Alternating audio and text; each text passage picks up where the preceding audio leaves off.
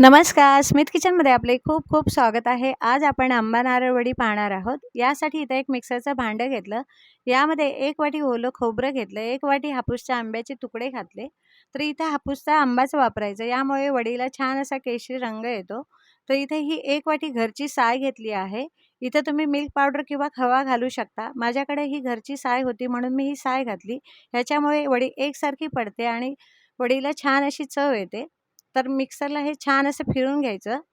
तर हे काहीसं मिश्रण असं तयार झालं. यामध्ये आपल्याला साखर घालायची आहे. तर 1 वाटी साखर घातली आणि पुन्हा मिक्सरला फिरवून घेतलं. तर इथं पाहू शकता हापूसच्या आंब्यामुळे छान असा रंग आला आहे. इथं मी कोणताही रंग वापरलेला नाही, तर हा ओरिजिनल हापूसच्या आंब्याचा रंग आला आहे. तर हे असं मिश्रण तयार झालं. तर गॅसवर एक पॅन ठेवला आहे. यामध्ये हे सर्व मिश्रण ओतून घ्यायचं आणि गॅस बारीक करून हे सर्व मिश्रण आटवून घ्यायचं आहे. यातला ओलसरपणा कमी करून घ्यायचा आहे. तर सतत हे हलवत राहायचं आहे, म्हणजे तळाला चिकटणार नाही आणि वडीची चवसुद्धा बदलणार नाही. म्हणून हे एकसारखं ढवळून घ्यायचं आहे, एकसारखं हलवून घ्यायचं. सगळीकडून असं एकसारखं हलवत राहायचं आहे. घट्टसर ह्याचा गोळा बनवून घ्यायचा आहे. यातला पाण्याचा अंश काढून घ्यायचा आहे आणि हे सतत हलवत राहायचं आहे. जवळजवळ हे मिश्रण आटवायला मला 20-25 मिनिटे लागली. तर हे काहीसं असं घट्टसर गोळा तयार झाला आहे. तर हे वडी पाडण्यासाठी अजून तयार झालेलं नाही, म्हणून मी पुन्हा छान हलवून घेतलं आहे. एकसारखं हे ढवळून घ्यायचं. मस्त गोळीबंद असं हे करून घ्यायचं आहे. घट्टसर हे मिश्रण तयार करायचं. हलकंसं यातलं तूप सुटायला लागलं आहे. तर हे अजून तयार झालं नाही, म्हणून मी पुन्हा अजून आटवून घेतलं आहे. एकसारखं परतून घेतलं. तर इथं पाहू शकता हे असं मिश्रण तयार करायचं. आणखीन मला थोडंसं परतायला लागलं आहे. तर इथं पाहू शकता हे असं परतून घट्टसर मिश्रण तयार झालं आहे.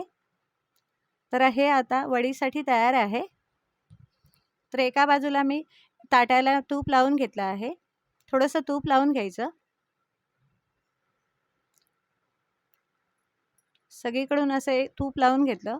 साजूक तूपच लावायचं आणि हे मिश्रण थापून घ्यायचं आहे. एकसारखं असं थापून घ्यायचं. सगळीकडून एकसारखं थापून घेतलं.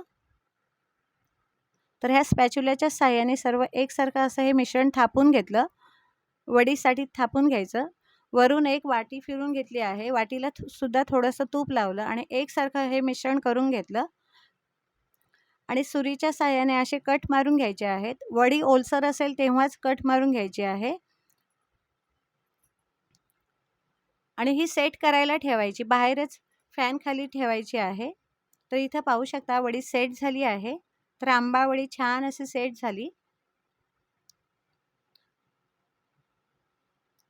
ते हलकीशी अशी काढून घ्यायची आहे, मोकळी करून घ्यायची. ह्याच्या कडा मोकळ्या करून घ्यायच्या आहेत. तर इथं पाहू शकता मस्त अशी आंबा नारळ वडी तयार झाली. खूप सुरेख असा रंग आला आहे.